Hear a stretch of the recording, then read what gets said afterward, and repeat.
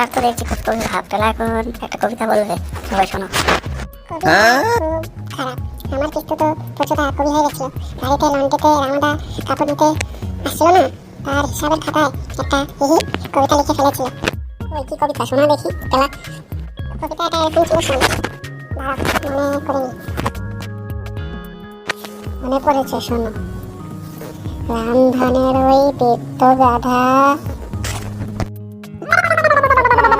ওই সাদা, সে বেচারা তার পিঠেতে চাপায় কত শাড়ি প্যান্ট ধুতি, লইয়া যায় মন দুঃখে খালি বোঝা।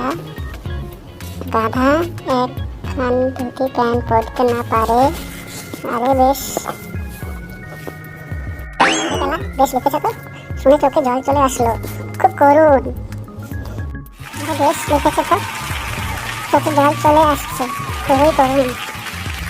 জানিস কবিতাটা পড়ে না আমারও খুব কষ্ট লেগেছিল, জানিস। পেলা পেলা তোর না খেলা, তুই যদি খেলা তোর নাম পেলা। এই ন্যাপলাটা খালি খাই আর খাই, খাই আর খাই, খালি দেখো দাঁতগুলি এখন চালাচ্ছে। তো এই কবিতা শুনে তো আমাদের সবার চোখে জল চলে আসছে বন্ধু। তো সেই উপলক্ষে আমাদের তো কিছু খাওয়াতে পারিস। কেলোটা শুধু খাই আর খাই, খালি বলতে থাকে, দেখো দাঁতগুলি বের করে রয়েছে। কেল্লুর বাচ্চা কেল্লু তো দিন দিন খালি খালি খাই খাই খাই খাই। এদিকে আমাদের দুঃখে প্রাণ যায় যায় অবস্থা, আর এসছে খালি খাওয়ার জন্য। ঠিক আছে বন্ধু, আর বলবো না, তুই রাগ করিস না।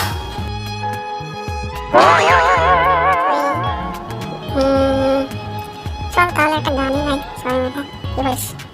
আমাদের এখনো থাকে রয়েছিস কেন, মারবি নাকি আমাকে?